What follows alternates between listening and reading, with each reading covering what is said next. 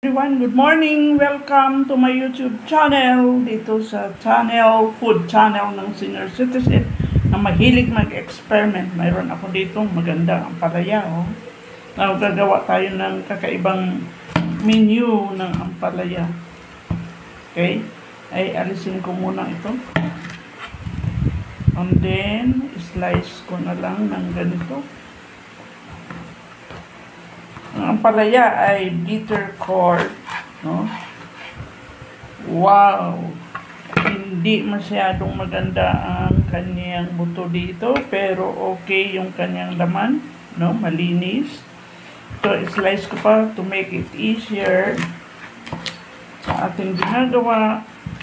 Ito po ay full of vitamins and minerals, kaya good for seniors and for the kids.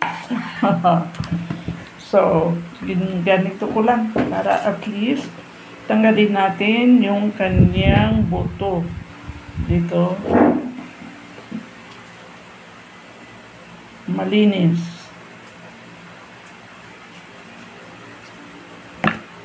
Pwedeng alisin ng kutsara, pwede ng kamay.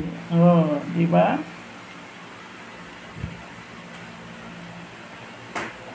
Malinis. Or sa ibang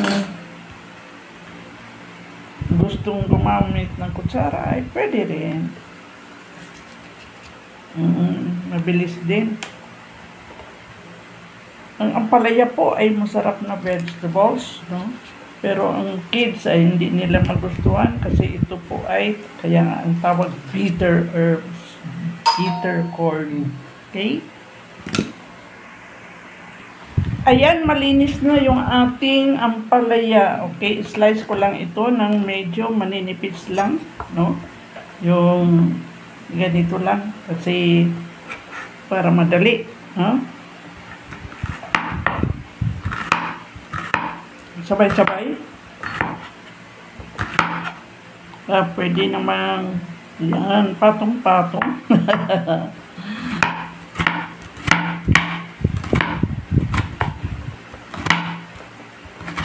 Yung manipis lang, maliliit lang, no? Yung parang ganito lang.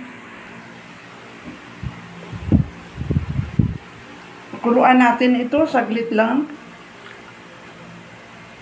Yung parang i-blanch lang natin, no?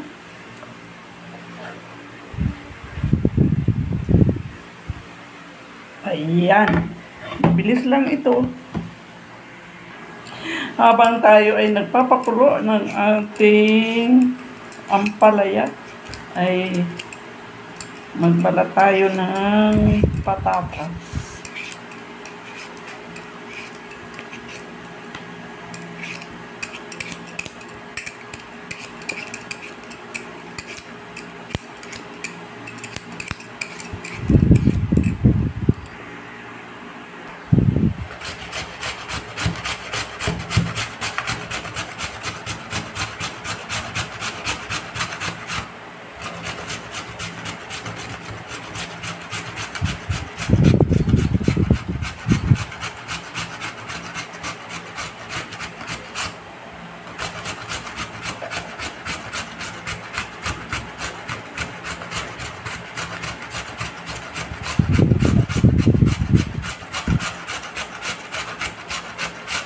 So, grated potatoes.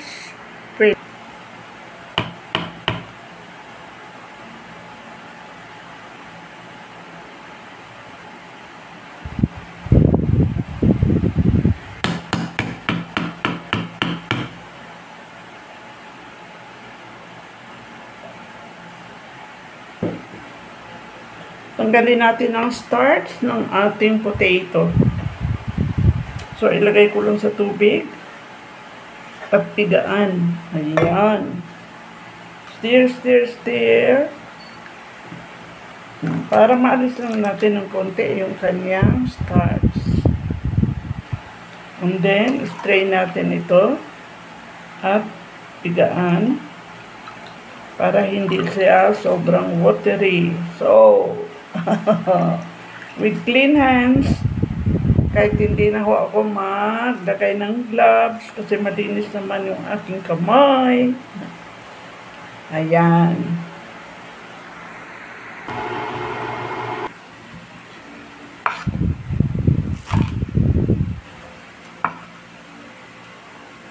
Mag-slice lang ako ng sibuyas.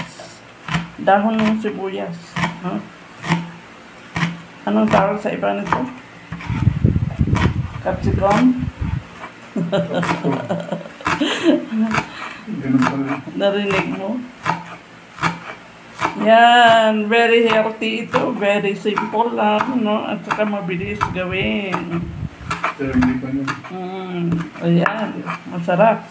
So, maglagay tayo ng konti nito sa ating mixture. Ito na po yung ating ampalaya. Pinatulo ko lang o pina-dry ng konti. Inalis natin yung excess water. Tapos, ito na rin yung ating potato na pinigaan ko lang para hindi magsobrang watery. Tapos ilagay ko yung aking sibuyas.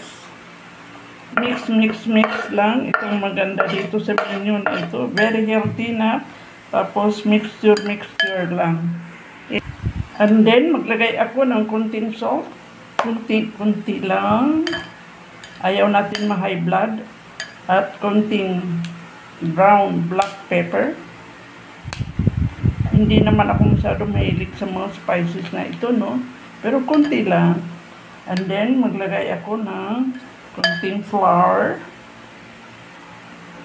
Ito, flour. At maglagay ako ng itlog.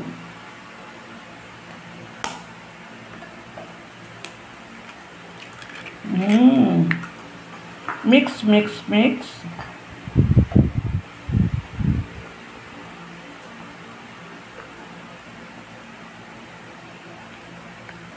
Ang palaya, potato, clear flour, and egg with salt. Ayan, ready to cook ang ating palaya. No? Now, dito sa ating frying pan, maglagay lang po ako ng vegetable oil. No? Kunting-kunti lang.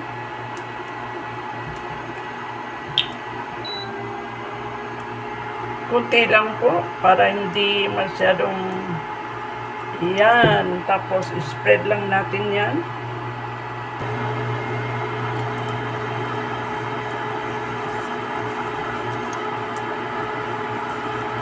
Mabilis lang. Madali lang gawin ito. Maganda po ito sa ating mga kids. Pwede nilang baunin. No? Pwedeng kainin na hindi maramdaman yung pait ng ating ampalaya kasi hindi naman masyadong pait dahil ito ay ating napakuluan at mayroon siyang potato. So, ganun lang po kasimple.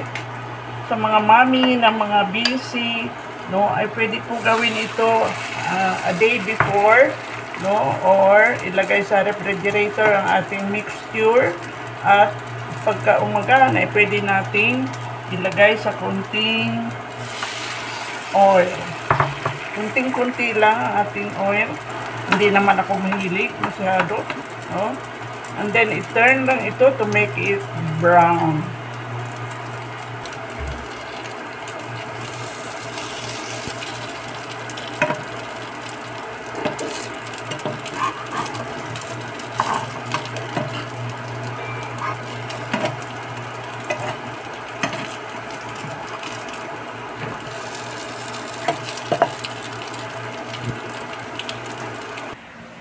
At ito na po yung ating finished product, yung ating ampalaya na masarap para sa mga mommies na busy at mayroong mga chikitings na pumunta sa school, hindi masyadong mahilig sa gulay, ay pwede po tayo gumawa nito, no?